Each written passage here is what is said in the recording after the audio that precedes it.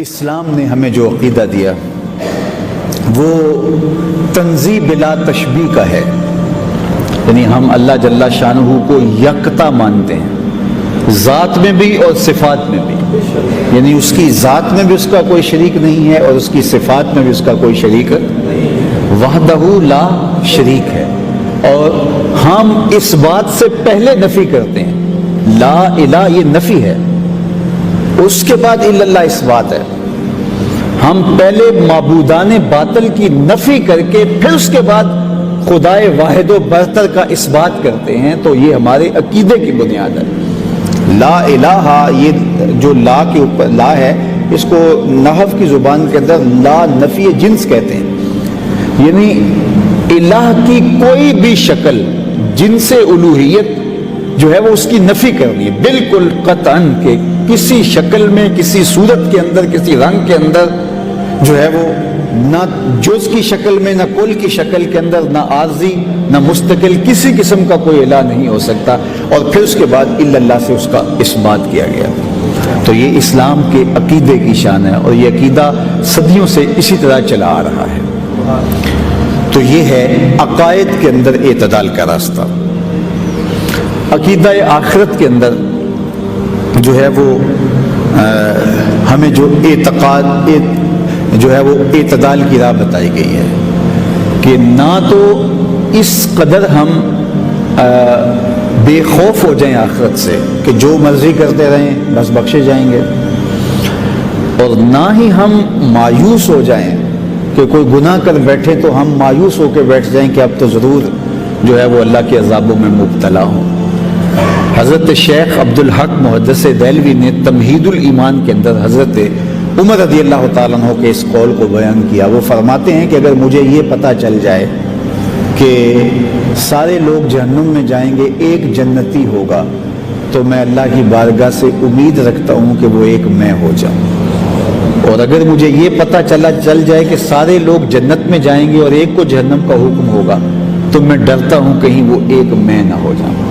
یعنی امید ہے تو اس لیول کی، اور جو ہے وہ خوف ہے تو اس لیول کا۔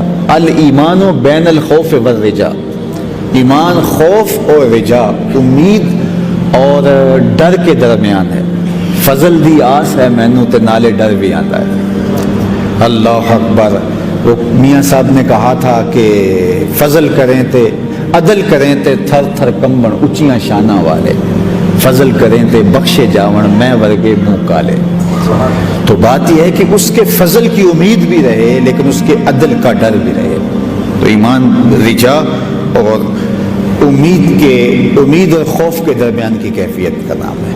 اچھا، یہاں ایک بے اعتدالی ہمارے ہاں عمومی طور پہ رواج پا گئی ہے، جبکہ اسلام کے مزاج میں یہ نہیں ہے، اور وہ ہے حقوق اللہ اور حقوق العباد۔ بعض لوگوں کا خیال یہ ہے کہ حقوق العباد جو ہیں یہ حقوق اللہ سے زیادہ اہمیت کے حامل ہیں۔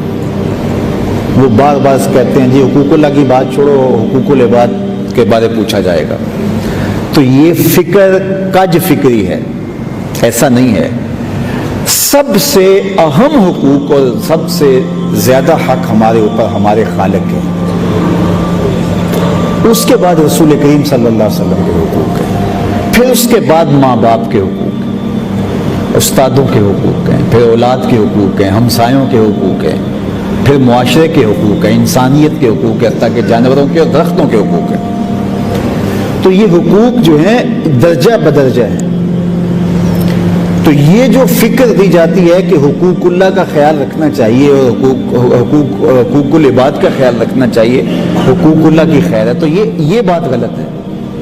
یہ اسلام نے اس میں بھی ہمیں اعتدال دیا ہوا ہے، لیکن ہم از خود یہ ایک ہمارے معاشرت کے اندر چونکہ کچھ طبقات ہیں وہ حقوق اللہ کی بجائے حقوق العباد کی ہی بات کرتے ہیں، بالخصوص جو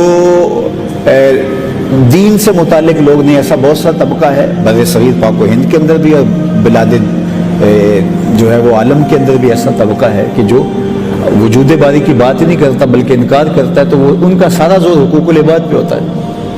تو ہم بھی اس سے یہ سمجھ بیٹھے کہ شاید حقوق العباد جو ہیں وہ حقوق اللہ سے فائق ہیں، ایسا نہیں ہے۔ حقوق اللہ زیادہ اہم ہیں اور حقوق العباد کا درجہ اس کے بعد آتا ہے، لیکن چونکہ جو اللہ کے حق ہیں اللہ اپنے کرم سے قیامت کے دن معاف کر دے نہ کرے اس کی مرضی ہے، لیکن جو حقوق العباد ہمارے ذمے اگر کسی کے آ گئے تو قیامت کے دن زیادہ امکان یہ ہے کہ وہ معاف نہیں کرے گا، اس لیے کہ وہ خود پھنسا ہوا ہوگا، اس کو خود نیکیوں کی ضرورت ہوگی۔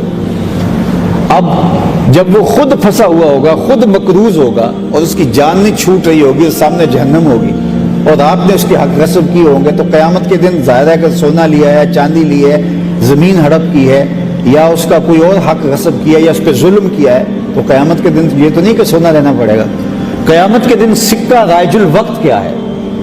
یہاں کسی کا مالی معاملہ ہو تو وہ پیسوں میں ہوگا، اور کسی مغربی ملک میں ہوگا تو ڈالر میں ہوگا، جو ہے وہ عرب میں ہوگا تو پھر وہ ریال یا دینار یا درہم میں ہوگا، تو ہر ایک علاقے کے رائج الوقت سکے کے مطابق ہوگا۔ تو حشر کے دن سکہ رائج الوقت یہ سونا چاندی نہیں ہوگا، وہاں اعمال ہوں گے سکہ رائج الوقت۔ تو اگر کسی نے کسی بھی زیادتی کی ہو، کسی کا حق غصب کیا ہو، تو اس کے حق کے بدلے میں اس کو اپنے عمل دینے پڑیں گے، اور اگر عمل دے کر کے